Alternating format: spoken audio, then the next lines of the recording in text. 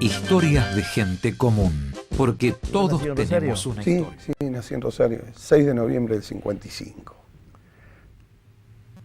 ¿En qué barrio? Donde viví hasta los 18, Avenida Pellegrini 678. Ahora estaría de moda. Acá, 6, 7, 8. Mire qué castigo, ¿no?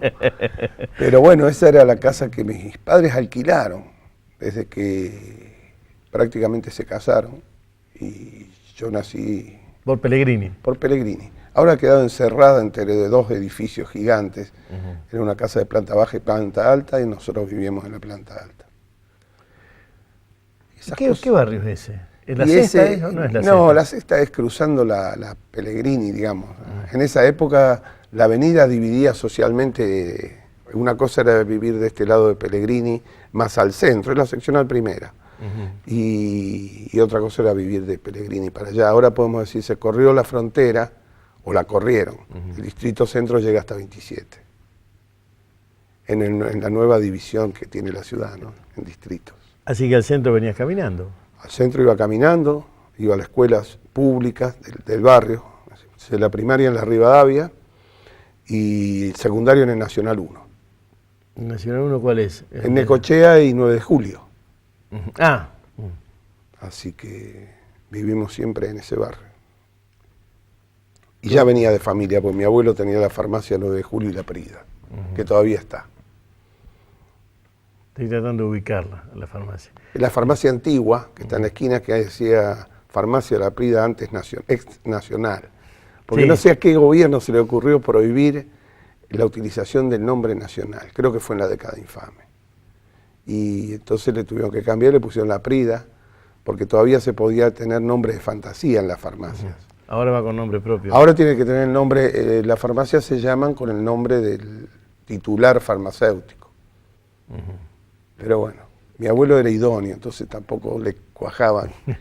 Sí, bueno, pero antes era idóneo. Claro, porque él había sido idóneo, había aprendido el oficio de Boticario. el oficio de boticario en la Guerra Mundial en Italia. ¿El Porque seminario es italiano? los dos son, ese parlante, apellido materno. Y seminario también, siciliano, uno el de padre, y del sur de Italia el de madre.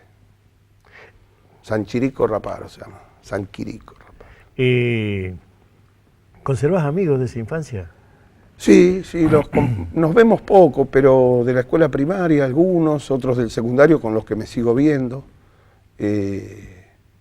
Pero bueno, el Nacional tenía una particularidad que cambiaba mucho los alumnos de división, entonces era poco tradicional llegar a fin de año con los que uno había empezado, a fin del cursado con los que había empezado primer año. ¿Y compañeros del barrio? ¿Amigos del barrio? Pocos, pocos.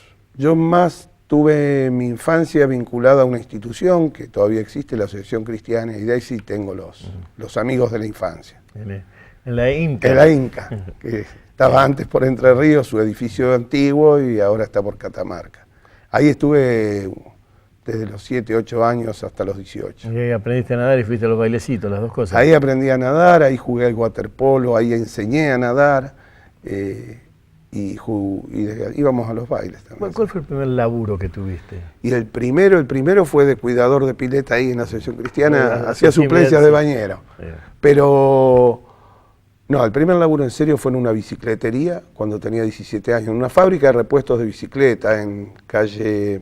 Cambiabas el gomín. No, yo era una especie de administrativo todoterreno, digamos, pero también iba a la fábrica, al depósito, armábamos pedidos. Se me había agarrado el berrinche de trabajar a los 18, antes de los 18 años, con una idea de independencia. Entonces me cambié de turno del colegio, me fui a la noche y durante el día trabajaba. Después trabajé en una empresa constructora. ¿Y fue bueno eso de cambiar de turno? Sí, yo creo que en realidad fue bueno para un hijo de la clase media que podría no haberlo hecho, esa idea de incorporarse al mundo del trabajo. Esto conllevó ir a la escuela nocturna y convivir con otros que también hacían el mismo esfuerzo, yo por decisión propia, otros por necesidad, de estudiar a la noche entre las 8 menos cuarto y las 12 y cuarto, porque en esa época el horario nocturno, para que la escuela durara 5 años, al igual que el diurno, se cursaban las mismas cantidad de horas. Y bueno, fue una experiencia muy interesante. convivir con gente mayor. También en el Nacional. En el Nacional, sí, lo hice en el mismo Nacional. Y eso fue en el año 73. O sea que terminé con la vuelta a la democracia, pero toda la secundaria la hice entre Onganía, Lanús y Lewiston. Estaba asociando esas cosas. Nacé en el 55, que es la caída de Perón. Así es. Empezás en la escuela 60-61. Sí, 61. 61, que es el fin del frondicismo y el Claro. arranque de la locura con el golpe a Frondizi. Y después me está hablando del 73, que es el retorno a la democracia, que es Cámpora, que es Perón. Que es Cámpora, que es Perón, que es el 17 de noviembre, que es Ezeiza, que bueno, es todo eso, para un joven, ¿no? ¿Y cómo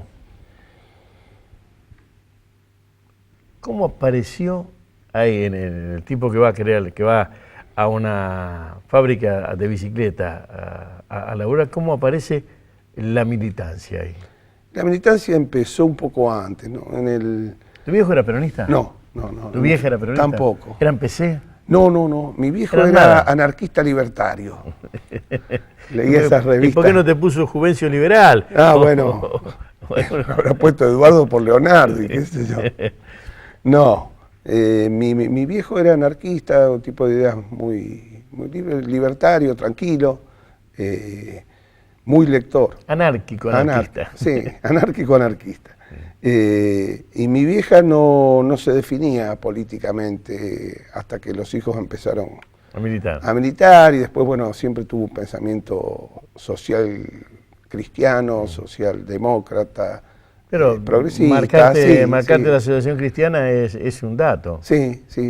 Y bueno, eso Era también un lugar influyó de mucho. confianza también. ¿Eh? Era un lugar de confianza. Es un lugar de confianza, de mucha contención, Sí. y donde no solo, como dice su triángulo, alma, mente, cuerpo, San Juan 17:21 era el versículo que se inspiraba, pero en realidad era un lugar donde se aprendían valores. El deporte hacía una parte y la prédica, sobre todo en los años de formación o definición de caracteres. Aspira no solamente a promover salud, fuerza y destreza corporal, sino a formar ciertos hábitos de acción y disciplina. La pedagogía de Aguayo de 1900 decía eso sobre... Y el sobre el 17:21 deporte. dice, para que todos sean uno como yo en ti, como ti en mí, ¿no? Un espíritu solidario, de que no sea al otro lo que no le gusta que a uno le haga. Yo creo que esas cosas conformaron una especie de idea y de mirada sobre el mundo, en un mundo que estaba convulsionado, y que naturalmente creo que uno fue de las generaciones que creyó y cree que las sociedades son producto del trabajo colectivo de los hombres. Y entonces, bueno, se llegó a la militancia, primero la militancia de tipo más del orden de lo social. La definición peronista arranca con los 17, 18 años, ¿no? Creo que la vuelta de Perón marca la euforia juvenil de esos años. Entonces, bueno, uno se conformó entre esa mirada cristiana laica, digamos cristiana no militante, y la idea del peronismo como vínculo a la justicia social. ¿Y cómo era ese Rosario? Mirá, yo tengo muy buenos recuerdos de Rosario como un lugar de encuentro de distintas culturas, de escaso nivel de diferencias sociales, a diferencia de Buenos Aires, digamos, de convivencia entre clases bastante masiva, de respeto por la diversidad, las culturas, las creencias.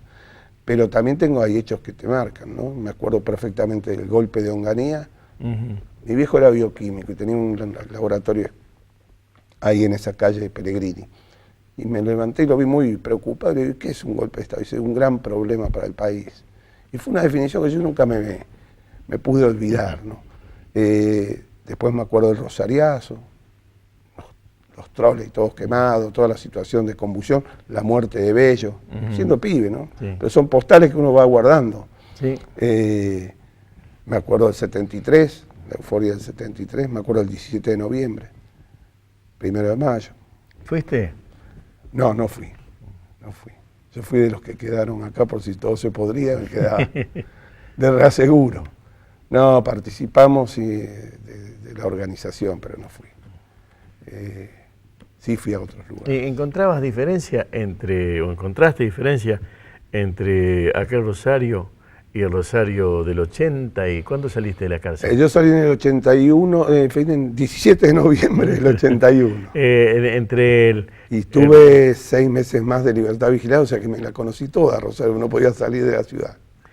¿Cómo es eso, libertad vigilada? Tenías que... Todas las mañanas, todas las mañanas iba a San Lorenzo y Dorrego, funcionaba el servicio de inteligencia, a firmar un libro y ellos me firmaban una libreta. Como de asistencia. Claro, una libreta que de tipo grande. Sí, después, ¿eso te lo indemnizaron? ¿A eso también? Sí, ¿no? sí. ¿Eso también? ¿Los 6 meses sí, también? Sí. Bueno, pero entre sí, porque en realidad la libertad, uno seguía a disposición del Poder Ejecutivo Nacional, aún en libertad vigilada. Que era un... ¿Por qué no le usaras comida, en realidad? Claro, no, Ya no te podían pegar más, claro. Que no le usaras comida. Sí, y que de alguna manera uno continuara siendo observado, digamos, ¿no? Pero bueno, esas eran las condiciones. Bueno, entre ese Rosario del 83 y aquel del 73. Yo creo que, bueno, el del 33 era un Rosario de expectativa y de alegría, y de gente alegre.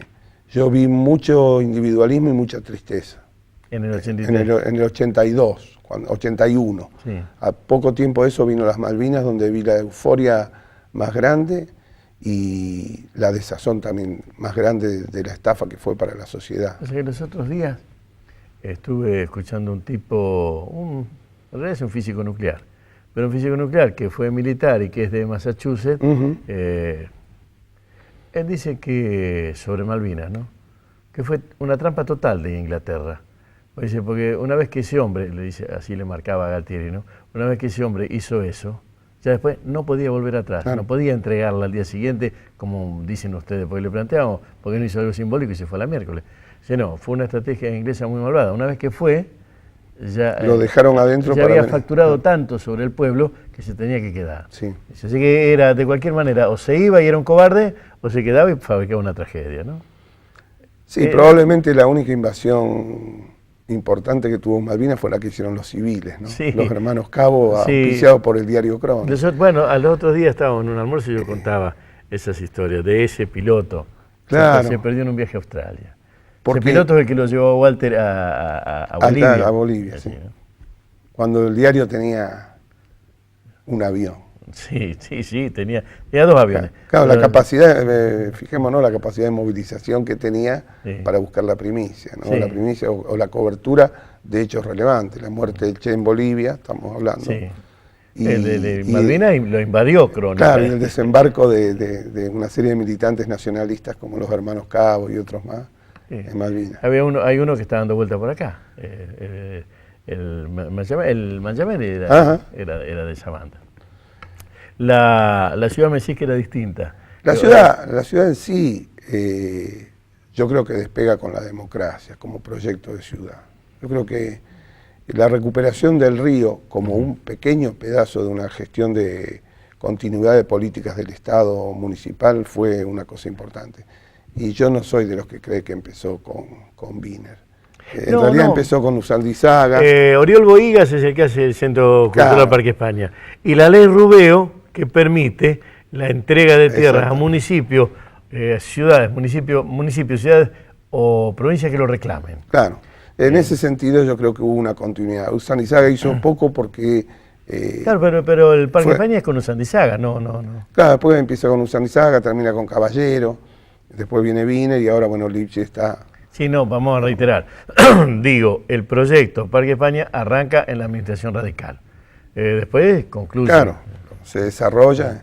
La ciudad la construyen todo. Bueno, pero entonces esa mirada del 73, del 83, podemos hacer por 10. El 93 porque el 94 el Parque España. ¿Qué diferencia le encontrás 73, 83? No, porque me dijiste 73 esperanzado, 83 individual me dijiste. Muy cerrada la gente, mucho individualismo, ¿Y en el mucho 93? miedo. En el 83, en el 93. Sí. 93, y yo creo que vivíamos la fantasía del 1 a 1, ¿no? O sea, la gente no estaba desconforme con Menem en una primera instancia.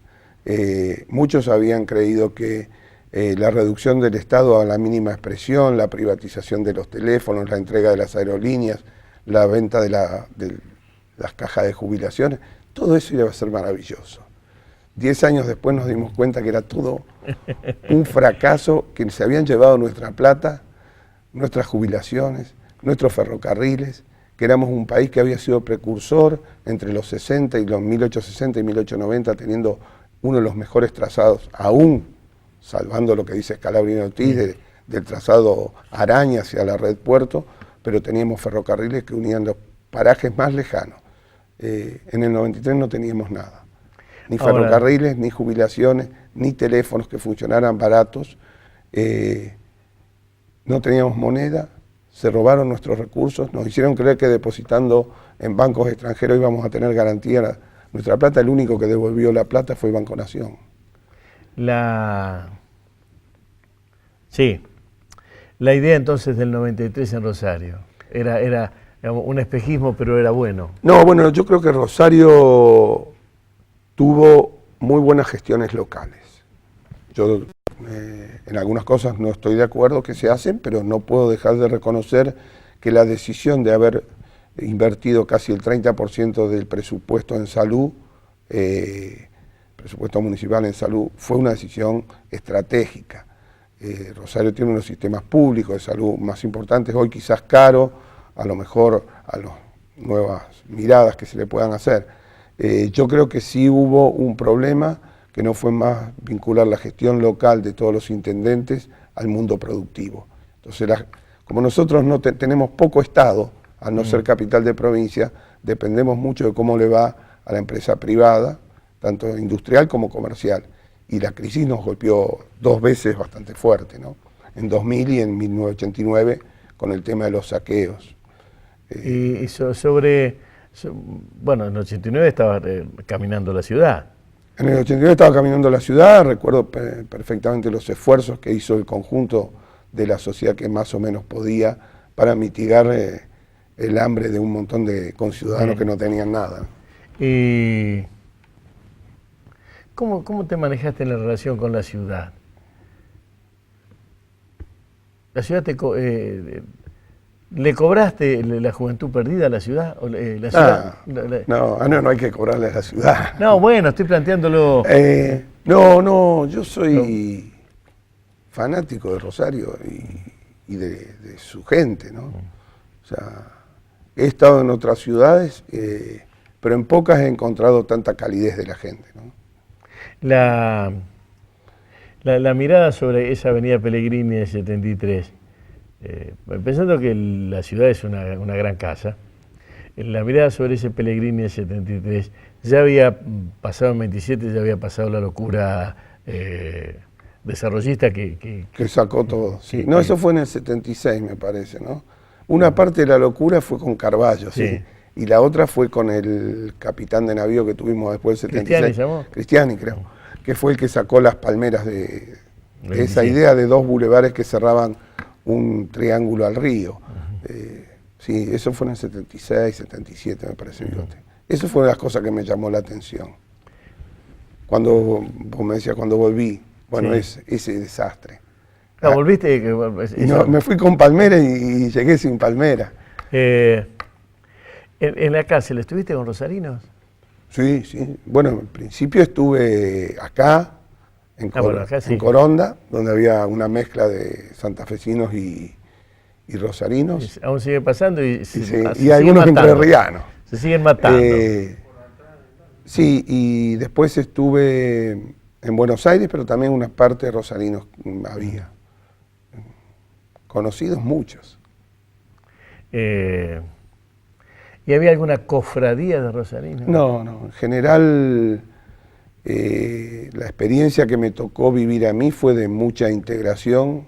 Estamos hablando de presos políticos, o sea que convivíamos con presos políticos. Mucha integración, mucha solidaridad en una de las experiencias carcelarias más duras que vivió el país, ¿no? Coronda fue una de las más rigurosas. ¿Por qué? Porque el objeto central... ¿Por la tortura? No, ahí ya en la cárcel, salvo en algunos casos puntuales, sobre todo para la gente que venía de Santa Fe, que era sacada de la cárcel y llevada a la comisaría cuarta de Santa Fe. Para los rosarinos, salvo en el caso de una persona que la sacaron y apareció muerta, La cárcel era la rigurosidad del régimen. El segundo cuerpo de ejército había dividido la cárcel de Coronda, que vos que sos de ahí la debes conocer, es como una H, entonces habían dejado los pabellones impares para los detenidos políticos. Y esos tenían un régimen y eran supervisados por Gendarmería Nacional y por el Ejército. Entonces estábamos, ¿por qué lo de riguroso? Estábamos 23 o 24 horas encerrados en una celda sin salir para nada, prohibido hablar, y con un solo Nuevo Testamento que leímos durante 3 años, no sé, 150 veces. Y eran todos de la misma... para discípulo te faltaba el calefón. Pero eran todos de la misma editorial, Bigote. Mirá la perversidad, porque decían que entre la versión de uno y otro podía haber diferencias, entonces eso daba para que habláramos. Entonces era de una sola editorial de la misma época. Entonces vos me contabas lo de Coronda y me fui porque mi vieja era de Coronda, así que parte de los veranos era en Coronda, claro. Parte de los veranos era en Barranca. En Coronda íbamos con unos tíos a pescar, a volar la línea, o si no, esas viejas de la caña, pero de pescar las viejas, estoy hablando, antes que se hiciera... antes que el rey se popularizara. Claro, el plástico profesional después. Y uno de los sitios para pescar era en la parte de atrás de la cárcel, que tenía un alambrado, cultivaban frutilla, te estoy hablando de noviembre, diciembre, y los que carpían ahí eran presos, obvio de buena conducta. Así que atrás nuestro había un alambrado y... Tiene un doble muro, digamos, el muro material, que es donde están los pabellones, donde la mayoría no puede salir, y después tiene ese otro cerco perimetral que es de alambre. Porque en realidad, hasta la orilla. Muchos santafesinos no saben, el diseño de la cárcel de Coronda y sus ampliaciones era un instituto modelo. Cárcel modelo. Cárcel modelo, unidad 1 de Coronda. Que tenía como objeto que el preso desarrollara trabajo. Labores artesanales. Entonces, la vida de la cárcel estaba estructurada en función del trabajo. Se levantaban a las 6 de la mañana, comían a las 2 de la tarde, descansaban y después tenían un área de deporte. Esa es la vida del preso común en las épocas. Yo recuerdo eso desde chico, o sea que eso que te estoy diciendo es 48, 49, bueno, 50. Fue la época de apogeo. Y ahí además se hacía su propio pan, su huerta, chanchos. O sea que, en la estación de colectivos Mariano Moreno, Rosario, había un local que vendía las cosas... del Instituto Provincial de Servicio Penitenciario. Hacían las baldosas, estas baldosas cuadradas y cuadriculadas nuevamente, esas se hacían todas ahí. Que fue un proyecto donde Argentina pensaba en el delincuente que debía ser objeto de una recuperación. Hoy las cárceles son a lo que menos ayudan, es a la recuperación. Y esto por fuera de los detenidos políticos, ¿no? ¿Y tu relación con la universidad? Y mi relación con la universidad es doble, o en 2 etapas. Primero empecé estudiando la licenciatura de Historia en el año 74, acompañada de una militancia política en la juventud peronista, hasta el 75 y medio. Se hizo 1 año y medio, y ahí ya empezamos a no poder entrar con la misión Ivanisevic. Había un listado de estudiantes que no podían ingresar, o sea, para entrar había que dar el documento. Habría que recordar que Ivanisevic hizo un discurso todo en verso. En el colmo de su delirio, un ministro de Educación hizo un discurso. Verso berreta, además, ¿no? Sí. Pero bueno, fue el ministro interventor, ya un hombre muy mayor, que fue producto de una situación especial de la Argentina, ¿no? Entonces después me detienen por haber sido un militante estudiantil universitario y vuelvo a estudiar en el 84. Me recibo de licenciado en Comunicación Social, ahí nomás empiezo la actividad docente que compartí con la actividad periodística en la ciudad. Después fui director, secretario. ¿Y la ciudad en esa época, más allá de las cuestiones personales, te marcaba diferencias? ¿Pero haber sido preso, político, pero preso? No, en general, ¿sabes por qué? Porque tampoco uno se lo anda contando. No, está bien.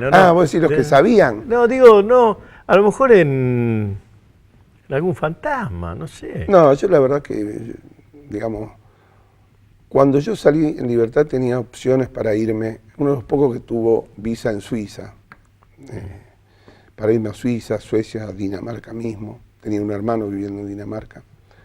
Y yo tomo una decisión de reconstruir mi vida en la ciudad, en Argentina primero y en la ciudad de Rosario después. Y creo a la distancia que fue una decisión acertada, con todos los costos que hay que pagar, ¿no? No proviniendo de una familia adinerada, entonces rápidamente hay que resolver el problema de la supervivencia, en primer lugar. Comer. Claro, y para contribuir a un hogar donde esta situación de tantos años de detención habían menoscabado también los propios ahorros familiares. Y bueno, y lo fui resolviendo, como más o menos uno cree que puede, y volví a estudiar, me recibí, seguí, fui funcionario de la Escuela de Comunicación Social, fui director, después seguí siendo docente todo el tiempo, y tenía una pata en la universidad y otra pata en el periodismo, y un corazón en la política. Y ahora quedó la pata universitaria nada más. Y ahora no, tengo la pata universitaria y la participación en la autoridad de aplicación de la nueva Ley de Servicios de Comunicación Audiovisual. La relación, vuelvo a la ciudad. Sí. La relación con la ciudad, con el armado de la ciudad, la traza. Antes se caminaba de un modo, se le hacía de un modo. Ahora por allí es auto o taxi, pero no han cambiado las calles, pero a lo mejor cambió la mirada sobre esas calles. Sí, yo vivo cerca donde viví, donde nací, volví después de una vuelta bárbara, volví donde nací. Soy fanático de ese barrio que conserva los clubes de barrio todavía, en la zona de 27 y Juan Manuel de Rosas, Pellegrini y Necochea. Bueno, ese cuadrado todavía conserva los clubes de principio de siglo que cumplen una función social muy importante.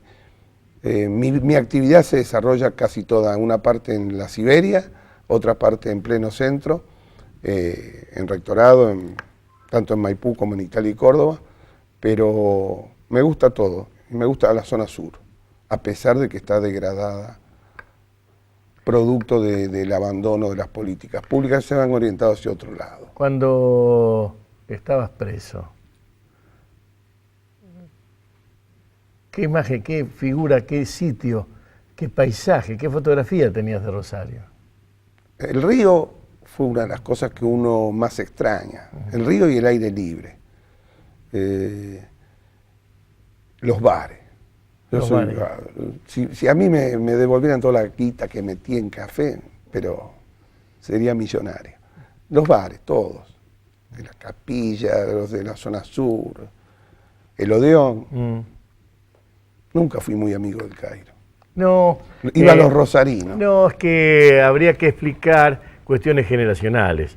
En el 60, que es de donde yo puedo dar fe, estaba el Laura, el Provincia y el Iberia, alrededor de la Facultad de Letras. En esa época de Filosofía y Letras. Claro, de Filosofía y Letras, que tenía de Pepe una escuela de psicología que era chiquita. Escuela de casualidad. Y el gran bar era el Odeón de Santa Fe y Mitre. Y el bar de los viajantes y de las prosti del boliche que había abajo era el Cairo. Claro. El Cairo había tacheros, viajantes. Los billares. Sí, pero había un par de billares ahí atrás. pero los billares estaban en Mitre y Rioja. Sí. El otro sitio de billares. El Sarmiento y San Luis, sí. Eran los sitios.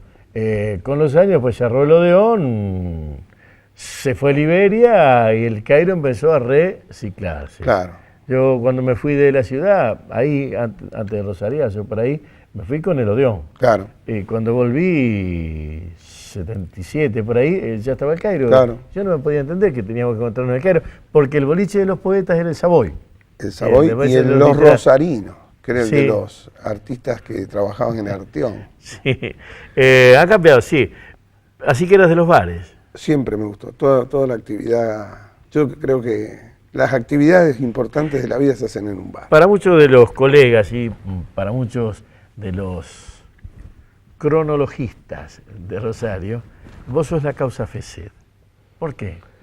No sé por qué. En realidad le habrá tocado elegir uno, a lo mejor es por el orden de los testimonios, qué sé yo. Claro, porque la carátula dice Eduardo Jorge Seminara y otros. Sí. No, eso es totalmente aleatorio. ¿No fuiste el primero que lo denunció? No, creo que no. De todas maneras, fuimos un grupo muy importante, creo que hay 180 testigos en la causa FESED y alrededor de una veintena de querellantes.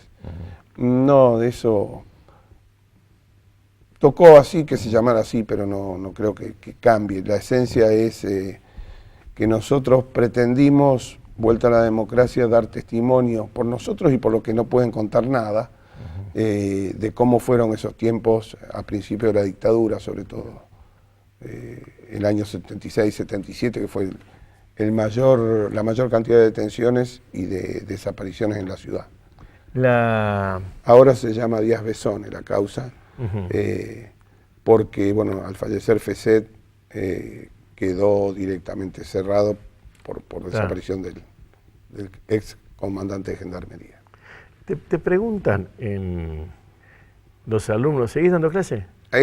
No, desde que tuve el problema de la garganta entré un poco en receso. Te preguntan los alumnos por el pasado de la universidad, por el pasado tuyo, por el pasado de la región, ¿preguntan? No, sobre cuestiones personales no. Primero porque yo nunca, salvo ahora que hemos tenido que tener una exposición pública forzada, yo nunca he comentado poco. Vamos a crear una cosa, yo te lo estoy conversando porque lo conversaste con otros, si no, no, pese a ser poseedor de toda esta historia, nunca la... No, en general yo siempre tuve una determinación de mantenerlo en el ámbito de lo privado y de lo jurídico. Bueno, detesto el show del horror, más de una vez lo hemos comentado. Sí, es verdad, por eso te digo, yo nunca, hasta que no apareció, la historia es esta, el hecho es este, la universidad tiene el claustro, los 3 pilares, pero también tiene una cuestión ambiental, y en esa cuestión ambiental la militancia es un eje. Sí. Y el fervor y la efervescencia, y todo eso está dado, es así. Pero supongo, por eso lo pregunto, que en eso hay una mirada hacia la historia de la propia universidad. Yo contesté mal. En realidad sí, yo lo he hablado muchas veces, pero como si fuera una externalidad. Sí. Porque algo que pasó. Claro, uno cuenta, por haberlo vivido, por haber sido contemporáneo a esas situaciones, porque yo creo que también la universidad debe formar en valores y debe de alguna manera comprometerse con una historia. Entonces, en ese sentido sí hablo permanentemente cuando sale el tema. No hablo en la cuestión autorreferencial. Y esa universidad, UNR, Universidad Nacional de Rosario finalmente, ¿es típicamente rosarina? Yo creo que no, que nosotros somos regional. Es una universidad que tuvo en su momento casi la mitad de los estudiantes propios, y la otra mitad de la región, de ese Gran Rosario y un poco más. Yo siempre digo, bueno, nuestros límites estarán en San Pedro, Pergamino, Barrancas probablemente. De ahí para abajo venían a Rosario, como mayoritariamente, ¿no?, en los pueblos. Hoy en día la apertura de otras universidades, yo creo que ya llevan, algunos no están de acuerdo con que se abran universidades, yo estoy a favor, a pesar de que muchas veces no parte esto de una planificación educativa más concienzuda. Pero en el 73 creo que había, en el 83, había 25 universidades, hoy ya estamos por las 44. Muchas de ellas, 2 de ellas se han abierto en nuestra área de influencia. Una es la UNOVA y otra es una en Entre Ríos. ¿La UNOVA cuál es? Del norte de Buenos Aires, tiene 2 sedes, Junín y Pergamino. Y tiene, bueno, por estar en la zona núclea sojera, tiene ideas de desarrollar un buen trabajo en ciencias agrarias. ¿Y la otra? Y la otra es en Entre Ríos, se abrió la provincial de Entre Ríos y está la nacional de Entre Ríos, que también tiene doble sede, la UNER, que tiene sede en Concepción y en Paraná. Pero bueno, está la Universidad del Litoral, está Villa María también, que está una universidad joven pero muy pujante. O sea que en el entorno de Rosario... Y en todos esos sitios, cuando charlas en Buenos Aires, ¿te califican como rosarino? Viste, nosotros decimos, soy rosarino, soy santafesino. Sí, pero ¿te califican como rosarino? Sí. ¿Lo ubican como un arquetipo profesional, social? Sí, una universidad con mucho... a ver, cuando dicen las 5 universidades más antiguas o importantes, Rosario está, si no primera, segunda, sacando la UBA, que es un mundo aparte. Claro, la UBA, viste, que son casi 450.000 estudiantes.